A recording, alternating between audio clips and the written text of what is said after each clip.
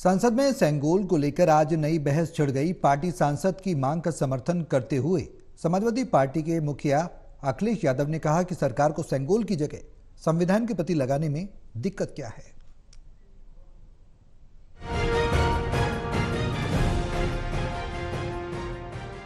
Samajwadi party के राष्ट्रीय अध्यक्ष अखिलेश यादव ने अपने सांसद आर.के. चौधरी द्वारा लोकसभा से सेंगोल हटाकर उसकी जगह संविधान की विशालकाय प्रति स्थापित करने को लेकर लोकसभा स्पीकर को लिखे गए पत्र का समर्थन किया है। अखिलेश यादव ने कहा है कि आखिर सरकार को सेंगोल की जगह संविधान की प्रति लगाने में क्या दिक्कत है। देखिए, मैं कह चुका हूं कि उन्हें ये लगा होगा कि प्रधानमंत्री जी जब शपथ लेने गए थे तो प्रणाम नहीं किया था। हो सकता है इसी वजह से उनकी भावना इस तरह की आई हो कि हटे और कॉन्स्टिट्यूशन। अच्छा, कॉन्स्टिट्यूशन हम ही अगर ये बात पूछें कि सरकार को कॉन्स्टिट्यूशन के लिए लगाने के लिए क्या दिक्कत है।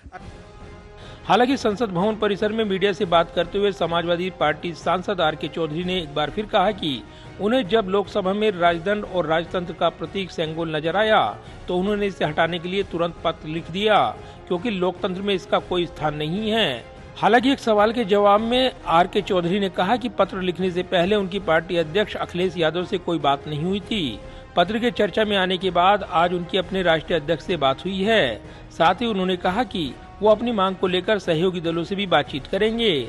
इससे पहले राष्ट्रपति के अभिभाषण पर प्रतिक्रिया देते हुए समाजवादी पार्टी प्रमुख अखिलेश यादव ने कहा कि ये सरकार का भाषण था और सरकार जब ये दावा करती है कि हम दुनिया की 5वीं अर्थव्यवस्था बन गई हैं और तीसरे नंबर की अर्थव्यवस्था बन जाएंगे, तो फिर देश का किसान क्यों दुखी है, बड़े पैमाने पर नौजवान बेरोजगार क्यों हैं, अग्निवीर जैसी आधी अधूरी योजना सरकार को क्यों लागू करनी पड़ रही है, देश में महंगाई क्यों है। राष्ट्रपति के अभिभाषण में आपातकाल का जिक्र होने पर प्रतिक्रिया देते हुए अखिलेश यादव ने कहा कि जहां तक आपातकाल का मसला है, ये सवाल बीजेपी के लोगों से पूछना चाहिए कि आपातकाल में जो लोग जेल में गए थे, बीजेपी ने उन लोगों के लिए क्या किया। सरकार का भाषण था और जब सरकार ये दावा करती है कि दुनिया की 5वीं अर्थव्यवस्था और तीसरे नंबर की अर्थव्यवस्था बन जाएगी, तो किसान क्यों दुखी है, किसान क्यों संकट में है। अगर ये 5वीं दुनिया की अर्थव्यवस्था बनने की जो कहानी बताई जा रही है, क्या हमारा किसान भी उसी तरीके से खुशहाल हो गया है।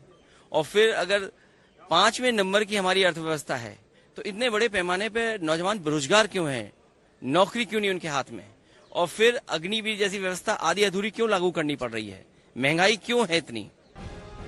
साथ ही उन्होंने दावा किया कि समाजवादी पार्टी की सरकार ने आपातकाल के दौरान जेल में रहने वाले लोगों को मानदेय दिया और कई तरह की सुविधाएं भी दी थी। कैमरामैन पवन शर्मा के साथ प्रदीप कुमार, टोटल न्यूज, दिल्ली।